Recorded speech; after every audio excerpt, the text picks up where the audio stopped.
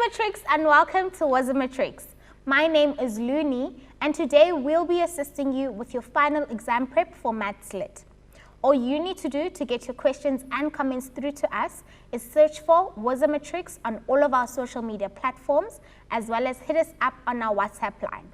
The details are on the screen. Don't forget to download the 2Enable app for free on the App Store to take part in today's assessment. We've got a cool competition going on for you guys, so please stay tuned to get all of those details later on in the show. I'm not alone. I've got Nicolene, our favorite sign language interpreter, as well as our awesome teacher, Hayley. Thank you so much, guys, and over to you. Thanks, Looney. Welcome, Matrix. It's good to be back with you, and today we're going to be doing some prep for paper 1. I hope that you've downloaded the app so that you can follow the question. Let me read the question to you. So the question says, it's a multiple choice question. Here are the marks of 10 learners who achieved for mathematical literacy a revision class assessment out of 40. And the marks are 21, 30, 30, 30, 31, 32, 32, 35, 39, and 40. And they want to know what is the mode of these marks. A, the answer is 21, B, 30, C, 31, and D, 32. Answer them now, and in the meantime, we'll go on to the next question. So this question comes from the Eastern Cape, and it's an educator drove 383.5 kilometers from Kumani to Port Elizabeth. The car used 28.239 liters of petrol at a cost of 434 Rand 61. Now guys, there's a lot of information in that one little sentence, and we're going to break it down question by question, and we're actually going to look at what information do we need. So highlight those numbers, and then let's tackle each question at a time. So I'm going to just move forward. The first question says, calculate the petrol price per litre. So now I'm going to see what information do I need. Do I need the kilometers? No, I'm looking for rands, and I'm looking for litre. So I've got 28.23 litres and a cost of 434 Rand 61.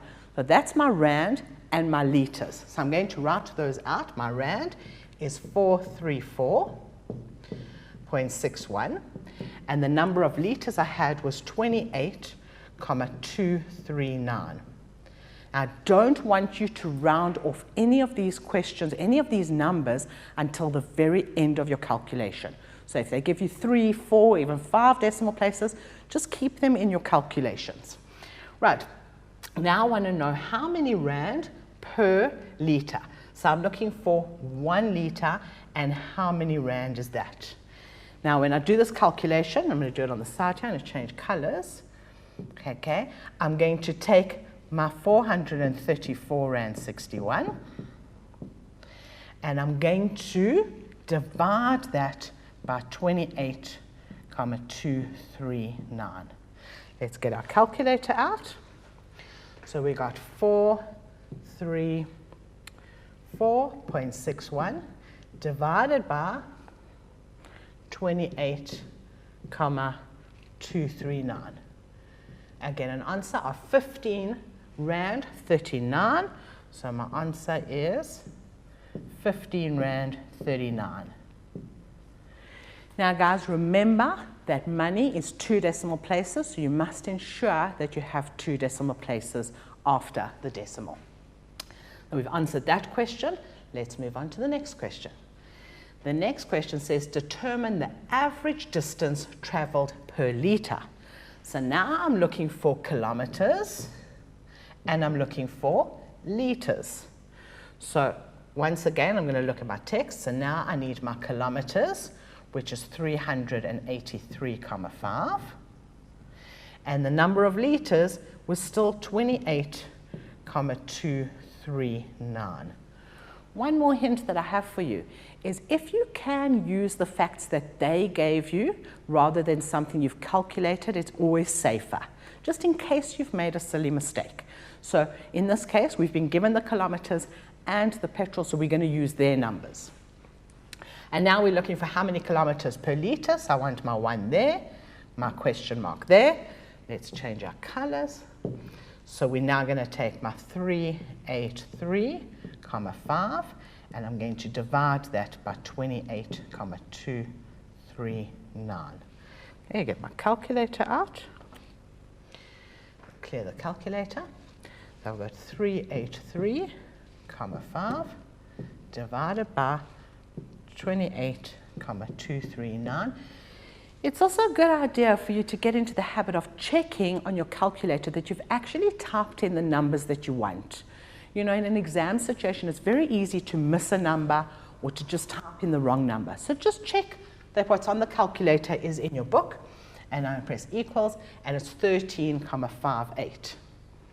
So now my answer will be 13,58. Sorry, that's not rand. Try that again. It was 13,58 kilometers per litre. Okay, let's move on to the next question. Calculate the cost in rand per kilometre travelled. So now we're looking for rand and we're looking for kilometres. Again, I'm using the numbers that they gave me. So I've got 434,61 and my kilometres was 434. Sorry, my rand was 434. My kilometres, let's try that again. My kilometres was 383,5 kilometres. And now I want to know how many rands for 1 kilometre. So that's going to be my question mark. So that's going to give me my rand per kilometre travelled. Again, on my calculator, well, let's write it out first. Change colours. Okay, so now we've got 434,61 divided by 383,5. Get my calculator out. Start to clear again. 434,61 divided by 383,5, and I get an answer of 1,133. So 1,133, so it's 1,13 rands per kilometre. Hey, all with me? Let's do the next part of the question. Determine the litres of fuel required for a distance of 175 kilometres at the same rate of consumption. Now, we've done these calculations before, but again, I want you to use the numbers they've given you. So we're going to do the calculation. We're looking at the distance of the number of litres for the distance. So we're looking for litres and we're looking for kilometres. So our litres that we have, we used 28,239 litres, and our kilometres that we did was 383,5 kilometres. That's what was given to us.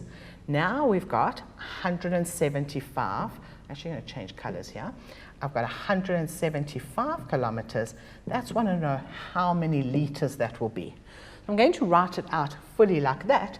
And then what I'm going to do is I'm going to do it as a ratio. So I write out the number above my question mark, and I'm going to times it by the second number over my first number. Okay, and for that I should get an answer. So let's go to the calculator. Okay, so on my calculator I've got 28,239 times by 175 and divide by 383.5. And we get an answer of 12,886. I'm going to write that to 12,89. And so it's 12,89. And this is 12,89 litres is what I need to do 175 kilometres. Now what I want you to do is I want you to actually check that your answer makes sense. So I'm going to show you how I would check this question. When I started, I had 385 kilometres and I had 28 litres. Now I've got a number that's smaller than the 385, so I'm expecting my answer to be smaller than my 28. And because my number was 12,89, I'm quite happy that my answer is probably correct. So I've done this little check. I also think it's important for us to reread questions sometimes to see that we've actually answered what they are asking. So in this case, they wanted to know the litres of fuel required for a distance of 175. So if I've got my answers in litres, I'm quite happy that I have actually answered their question. Right, then we want to know, the next question is calculate the distance a car would travel with petrol worth 675 Rand and 55 cents at the same rate of consumption. So I'm going back to what I started with, and now I'm looking for distance, so it's kilometers, and I'm looking for money, so it's Rand. So in my original question, I had 383,5 kilometers, and the amount of Rand I had was 434,61. Now I want to know what is 675,55 Rand, and how much is that in kilometers? Now I'm expecting a number that's slightly bigger than that 383. So let's change our colors, and we now have, we write what's above my question mark, 383,5. I'm timesing by the second number over the first, so 675,55, and dividing by 434,61. Let's get my calculator out. Right, so I've got 383,5 times by, that's not comma 5, see, you've got to check, times by 434, sorry, not 434, by 675, comma 55, divided by my 434,61. And I get an answer of 596,11. So 596,11, let's write that in there. It's not rands.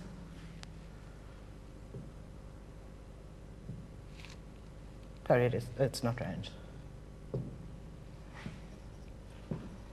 I don't remember what that number was. Go back to my calculator. 596,11.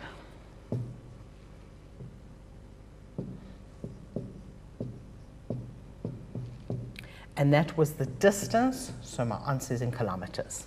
Now another thing to remember, Mathslit always has a context, so we know that every single one of our answers needs to have a unit. So they've asked me for the distance, I've given them an answer in kilometers, so we're probably okay with that. Okay, let's move on to the next question. Right, question 2 states that on a map, the scale is shown as 50 centimeters is 100 kilometers. Now we're going to use this information to answer the following questions. So the questions are write down the given scale in words, express the given scale in the form of 1:something, what would a distance be on the map? Let's do each one of these separately. So starting off, write down the given scale in words. So what then does the scale mean? When we have a scale, we always have one number to the second number. The first number is always our map. First answer is always what's on the map. The map or the plan, this is always the map. The second answer is always real life. And remember your scale, we're used to scales of 1 to like a bigger number, but it can actually be something where we reduce, and you can have like 2 to 1. So say for example, I was drawing an ant. I'm going to enlarge this ant, but then my bigger number is going to be on the left. Okay, so what does this mean in words? We now have that it was 50 centimeters on the map is equal to 100 kilometers in real life.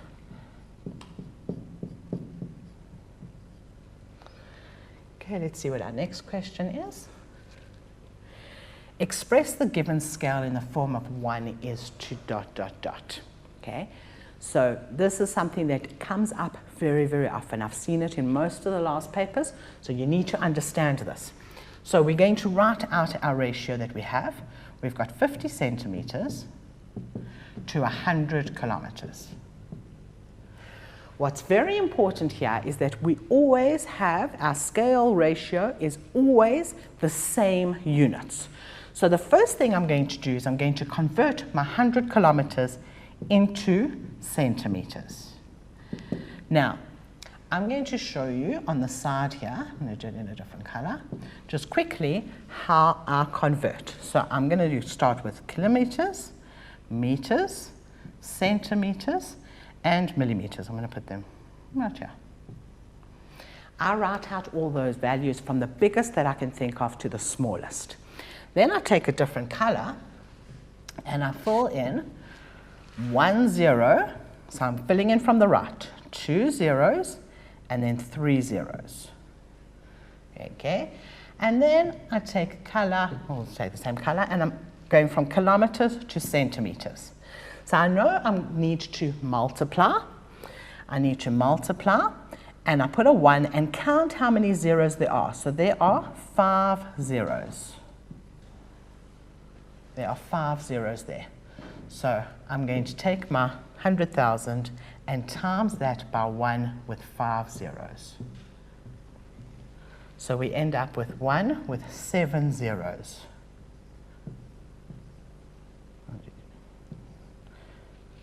Seven zeros. Just want to check that I've got 7 zeros. So that, and that is now centimeters.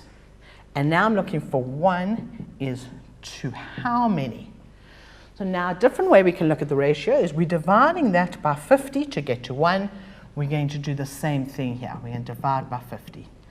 So on my calculator, I'm going to take my 1 with your 7 zeros, 1, 2, 3, 4, 5, 6, 7, divide it by 50, and I'm going to get 2 with 5 zeros. So the scale is 1 is to 200,000. 1, 2, 3, 4, 5. 200,000. Remember, there are no units in the scale. Okay, I'm going to try to see if I can fit in the last question. What would the distance of 15.5 centimeters on a map represent in real life? So now we had our scale of 1 to 200,000. And we now want to know what 15.5 would be. And there's my question mark. So you're going to be taking whatever you've measured on your map and you're going to be multiplying by the scale. Okay, and we're going to do that on our calculator. So I'm going to take my, I've already got that scale number there, so I'm going to just times that by 15.5, get an answer, and now remember I multiplied by 100,000, so I'm going to divide by 100,000 to get it back into kilometers.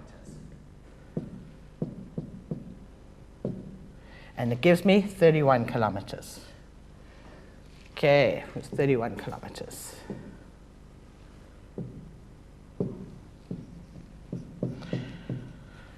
On that note, I think that it's time for us to take a break, and I'll see you after the break. Thank you, Hayley. Guys, we are going to take a quick break, but don't go anywhere. We'll see you straight after this.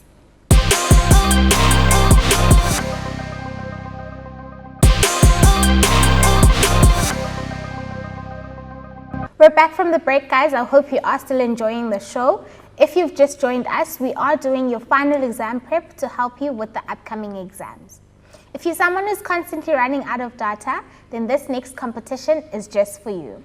Wazomatrix is bringing you the hashtag WazoWinner competition, where 2 lucky matriculants stand a chance to win 2 gigs of data. So please head on over to our Facebook page and enter the competition. Thank you so much, Hayley, and over to you. Thanks, Looney. Welcome back, Matrix. I hope that you've all interacted with that question that we had on the app and that you've put in your answer. We will discuss it at the end of the show.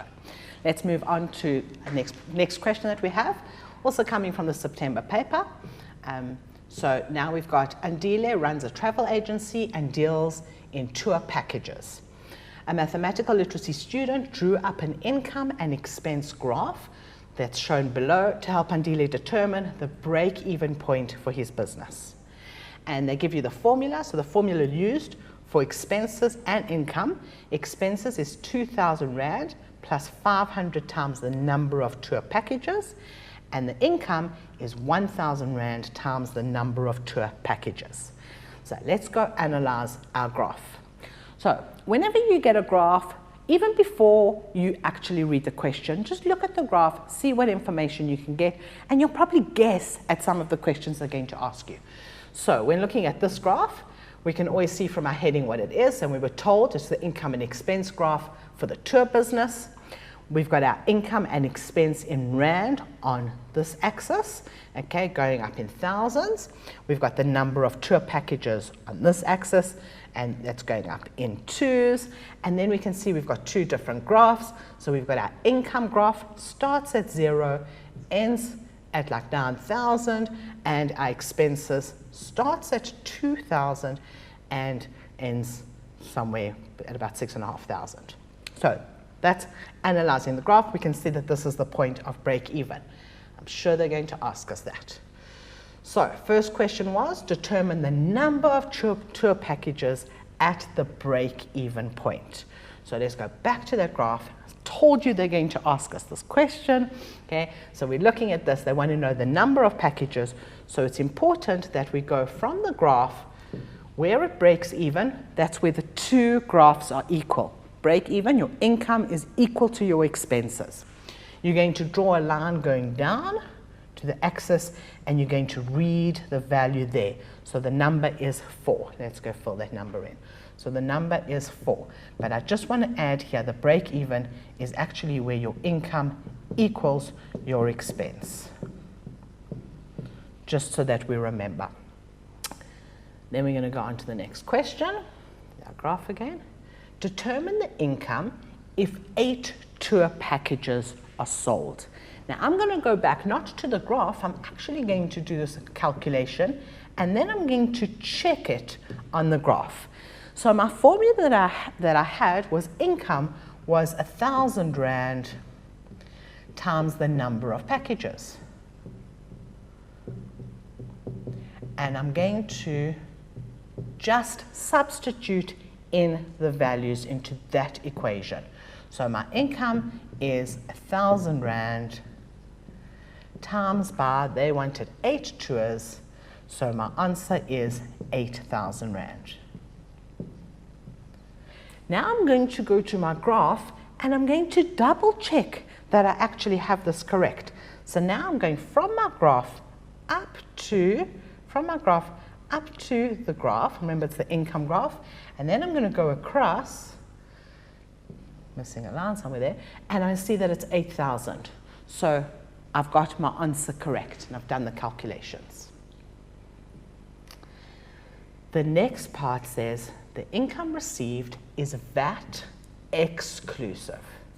Determine the VAT amount payable if 6 tour packages are sold. And of course we use VAT at 15%. Now whenever you have a VAT question, it's really important for you to actually ask yourself, what are they asking me? So they can ask you for the VAT inclusive amount, they can ask you for the VAT exclusive amount, or they can ask you for the actual VAT amount. So remember the 3 distinctions. So this, they are giving us the income and they are asking us to determine the VAT amount. So we're first going to work out our income for 6 tours. So that was 1,000 Rand times that by 6, which gives me the 6,000 Rand income. And remember that was excluding VAT. So now I want to know what it is including. So I'm now going to take my 6,000 Rand and I'm going to times that by 15%. And I'm going to get my calculator out. So 6,000, again, double check that you've got the correct numbers in, times 15 and my percent, and I get 900 Rand. So my answer to that is 900 Rand. I'm just going to go back and double check the question. So determine the VAT amount payable on 6 tour packages are sold. So I know that now that I've answered the question correctly. I've just given them the VAT amount. Okay, moving on to our next question. Calculate the profit. So this they want the profit made from 6 tours, and we're going to use the formula income minus expenses minus the VAT payable. And we're dealing with our 6 tours, so my VAT payable I already know is 900 Rand. Okay, my income was 6,000 Rand. So I'm going to 6,000 Rand. My expenses, I hadn't worked out my expenses yet. So what I'm going to do underneath this, I'm going to work out my expenses. I'm going to do it with a formula, and then I'm going to show it to you on the graph. So the formula for my expenses was 2,000 Rand. Let's just write in the expenses. Was 2,000 Rand plus 500 Rand times the number of packages. So in this case, it was 2,000 Rand times 500. I'm going to put this in brackets, actually times by the, not 9, 6. I don't know where 9 came from. Okay, that number is 6. So let's get a calculator out. So on our calculator, it was 2,000. And make sure to type it exactly the way that you said it. And please, I'm going to show you this on this calculator, times 6. And that gives you 5,000 Rand. I'm coming back to this question. So that was 5,000 Rand, coming back to the calculator. So we're going 5,000 Rand there, and we're minusing our 900. What I just want to point out on the calculator, I'm using a scientific calculator on the board. But it's important that Maths Lit you can do with any calculator. So your 4-function calculator is fine. But if you are using a different calculator, it's important that you're actually comfortable with the calculator that you're using. So if I was doing this calculation on a calculator that wasn't scientific, I would actually have to multiply first my 500 times my 6, get an answer, and then add my 2,000 Rand. Just so press equals in between little things that you want to do. It'll just make it easier, and hopefully you won't get a calculation error because of the tools that you're using. Right, let's go back to our question. So now I've got my calculator out. So I'm now taking my 6,000 Rand, which was my income. Okay, and I'm minusing, not 500, 5,000. I will change the board now, and minusing 900, and I get an answer of 100 Rand. So this is, that needed another 0, and my answer to this was 100 Rand. Remember it, money has to have a Rand in front of it. If it's a whole number like this, you don't need to put your 2 decimal places. But if there was a decimal at all, must be 2 decimal places. Have I answered the question? It says calculate the profit made from 6 tours. I have. I'd like to show that to you on the graph though. So if I take a colored pen, let's do red, and I look at 6 packages, okay, I can see that that was my 5,000, then that was my 6,000, and the difference here was my 1,000, I'm just going to write it in here, and from that I needed to minus my VAT, and that's where I get my 100 Rand. So from both doing the calculations and using the graph, I've got the same answer. And that's always a good idea. If you can do something more than one way, then do that so you actually know that you've got the correct answer. Moving on, it says determine the number of tour packages that were sold if the expenses are 1,500 Rand more than the income. Now, once again, there's more than one way of doing this, but I'm going to go to my graph and I'm going to show you, I'm looking for somewhere where the expenses are more than the income, and I can see that it needs to be less than 4. So it has to be somewhere over here. So now I'm looking, that's not 1,500, that's only 1,000. So it must be this one. So it probably is 1. And now, so I'm going to look at that. Sorry, wrong way. I'm going to look at that answer. So my question is probably 1 tour. And what I'm going to do now is I'm actually going to test it out and see what my answers are. So I'm going to do my income. Okay, let's do my income is 1 times 1,000, or 1,000 times 1, which is 1,000. And my expenses, let's do that in a different color. My expenses were 2,000 plus 500 times 1, which gives me 2,500. And now if I minus these two, and I want my expenses higher, 2,500 minus your 1,000, and I get my 1,500. And that is what the question asked for, 1,500 more. That was our graph. Let's move on to another question. So we now have John works for a company that makes bricks. He's paid a gross salary of 12,500 Rand per month. So gross salary, you've got to look out for these words and remember it. This is what the company pays him. It's not what he gets in his bank account. That is called your net salary. So this is before deductions or anything. It's what the company pays him. John and his employer contribute, so we've got John and his employer contribute 1% each towards UIF every month. And we've got our questions. Let's do each question separately. So it says, what does the acronym UIF stand for? These are one of the things that you need to know, that UIF is unemployment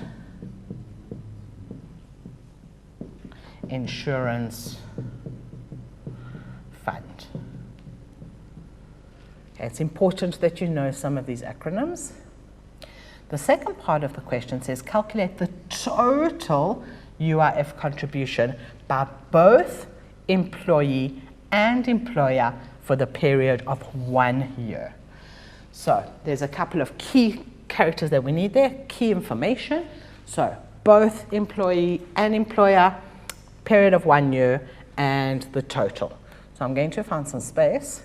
He was earning, his gross salary was 12,500. They told us that UIF was 1% each. So I'm first going to do that calculation. So on my calculator, I'm going to say my 12,500 times 1% is 125 Rand. So that is what he is paying. His employer is paying as well, so we can actually times that by 2. Now, I often use my calculator, even when it's calculations that I know I can do in my head, just because I sometimes get nervous and then I might forget. So it's 250 Rand. But the question then said, for the year, this is per month. So I need to remember that it said per year, so I'm going to take that and times by 12. And on my calculator, I've got this 250 times that by 12, and I get an answer of 3,000 Rand. And then I'm just going to go back to the question quickly to just check, have I actually answered the question? So we've got the total paid by both of them. We've done the employer, we've done the employee, and we've done a period of 1 year. So I should get all 3 of those marks. So on that note, I think it might be time for us to take a little bit of a breather. So I'm going to hand you over to Looney. Thank you, Hayley. Guys, please don't forget to send us your questions and comments through on WhatsApp as well as our social media pages. Search for Wazimatrix and we'll assist you as best as we can. But for now, let's take a quick break and we'll see you straight after this.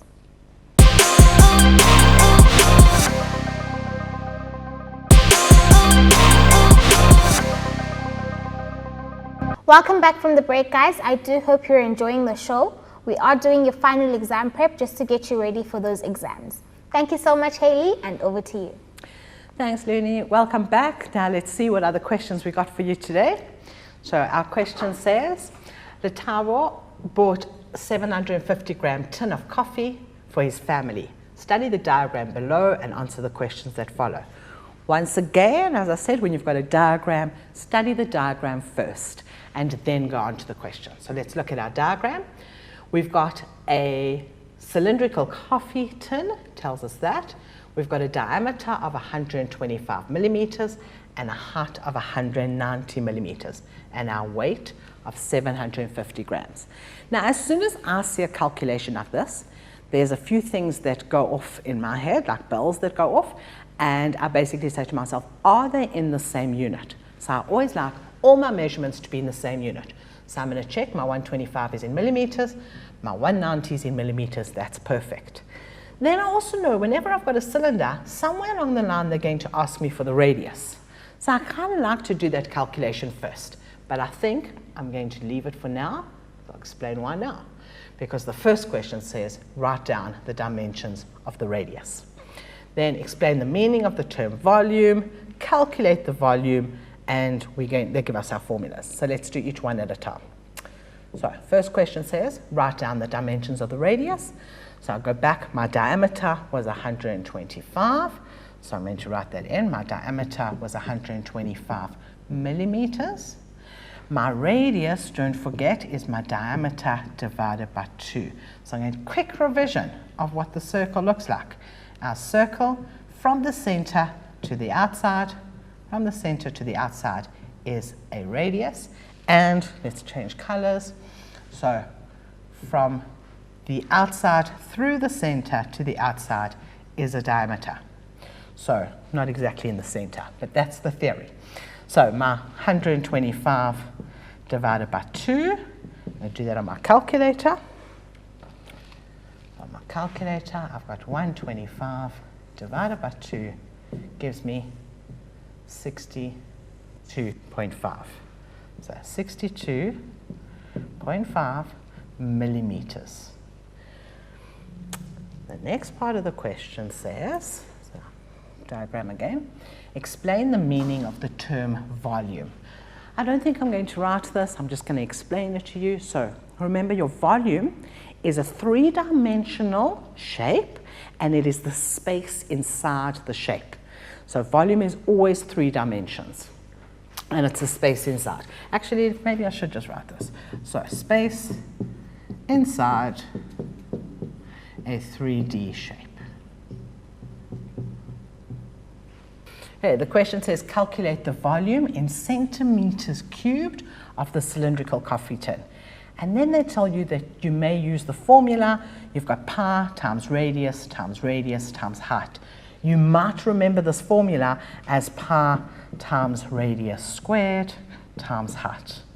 So the radius squared is the same as your radius times your radius. And the reason we put that formula in is because, again, 4-function calculator does not have the squared button. I'm going to show you that. And they tell you to use pi as 3,142. Always follow the instructions. So always use the numbers that they give you.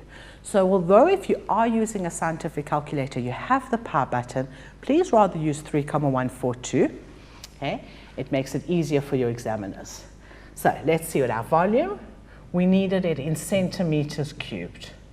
So the first thing I'm going to do is I'm actually going to convert these into centimeters. And I'm going to show you why in the end. So the diameter is in millimeters. So now we're dividing by 10. So it's 12,5 centimeters.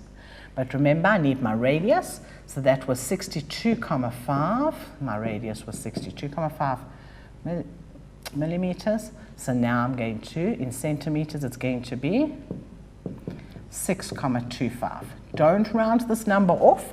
You keep it exactly like that. My height is 19 centimeters. Just dividing by 10, and I can remember that because I've got this like thing in my pencil case, hopefully, a ruler, and it's got my millimeters on there. So 10 is easy to remember. It's on my legal cheat. My volume, what I like to do is I like to write out my formula.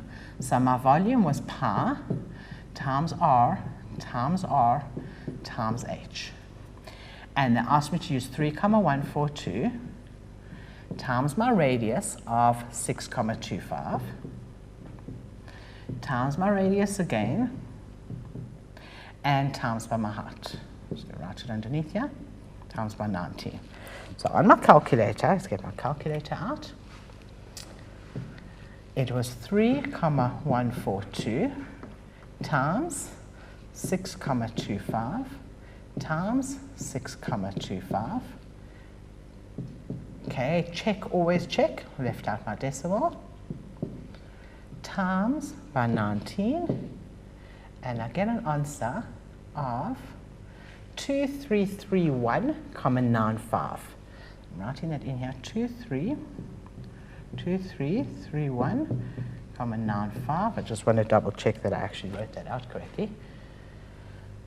Right, so that is my answer, and don't forget your units. They want it in centimeters cubed. Now I'm going to just show you what happens if I don't convert first, and how I'm actually going to make the sum so much harder. So what happens if we don't convert?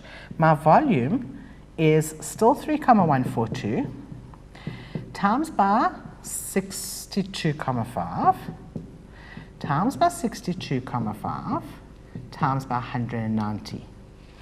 And on my calculator, I'm going to show you what that answer becomes. So it's 3,142 times 62,5. Try that again.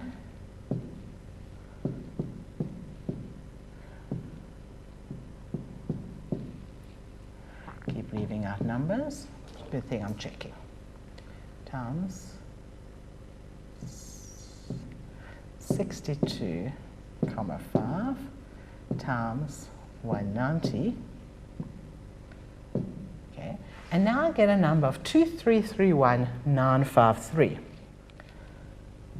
2331953, comma, and there was decimals, and that's millimeters cubed. Now I told you the difference is when I'm now converting from millimeters cubed to centimeters cubed, I sometimes mess this up because I've got to remember my instinct is to just divide by 10 because I know there are 10 millimeters in a centimeter. But because it's cubed, I actually need to divide it by 10, and I'm going to do this 3 times because it's cubed. So 10 times 10 times 10, or I'm actually going to be dividing by 1,000. So let's go back to my calculator to show you that. Now I'm going to divide that by 10, get an answer, divide by 10, and divide by 10 again. That's not about divide by 10, not 1. And now I get the same answer that I started with. So when you're working with area or volume, it's actually really important for you to convert to the unit that they want the answer in first. And then you avoid this complicated conversions and remembering that I need to convert 3 times if I've got something that's cubed, twice if it's squared. Hey, let's see what the next question is. So let's go to the next question. Well, actually, we've come to the end of my portion of the show. I'm actually going to go through the multiple choice question with you that I hope you've all answered. So let's read the question again. So we've got marks of 10 learners achieved in Maths Lit in a revision class assessment out of 40. And then it gives us all their marks. And the question was, what is the mode of these marks? Okay, and you had A was 21, B was 30, C was 31, and D was 32. Now it's important that you remember what each one of these in our data handling averages mean. So our mode, I'll change colors for a second, our mode has got the O in it, and that is the same as your most occurring. So that's, I always use the O for mode as most, Okay, they've both got the O's. Just compare to your median. I'm just going to do a quick recap here. Is your middle. So now the median's got your D, and your mean is what we call in everyday words average. Okay, and that's got your A in it and your average. So that's how I remember them. Let's see what you guys said. So our responses off the app were as follows. We had 10 people that said A. Okay, I want to actually write out these numbers again. We had 30 people that said B, about 25 that said C, and finally we had D at 35. Now the question was, what were the answers? So our mode is our most occurring. We check it, is in numerical order on our board. Okay, so I'm going to look at, there's only one 21, so I know 21's not it. Okay, there's 3 31s, so that's a possibility. Sorry, 3 30s. There's only one 31, so it's not it. And there's 2 32s. Know that I've got 3 30s, so my answer is actually B. So let's go through to our answers, see how many people got it correct. 30 people got it correct, and it was B. So that's our correct answer.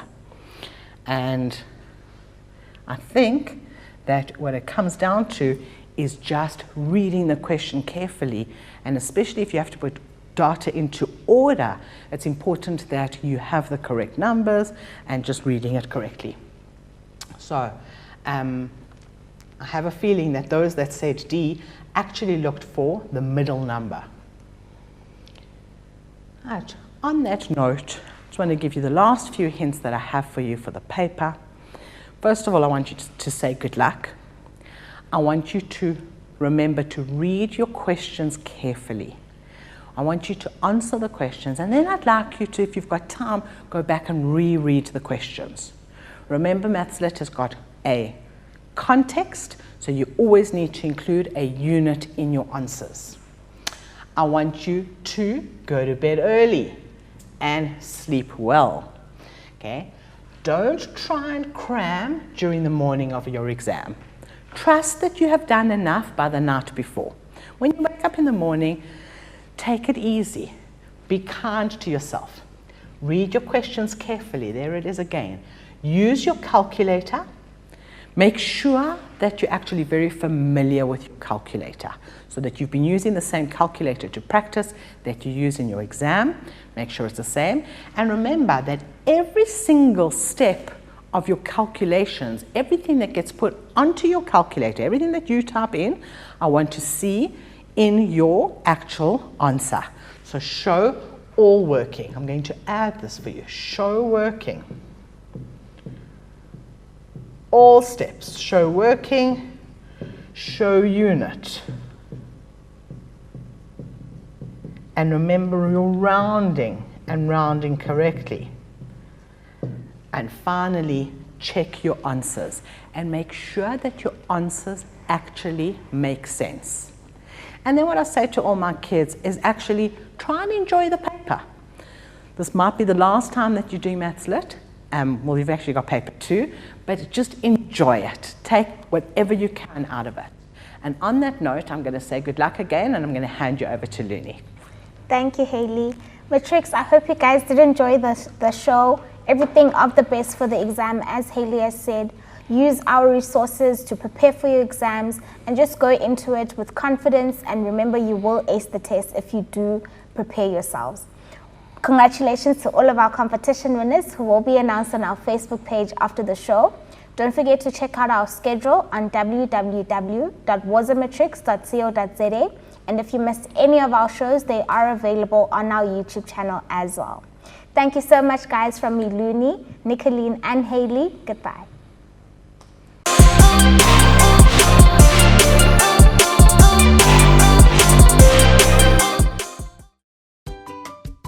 Wazamatrix 2021 Catch-Up is brought to you by the Department of Basic Education, NECT, ETDP SETA, SABC, MultiChoice, and DBE TV on OpenView Channel 122 in partnership with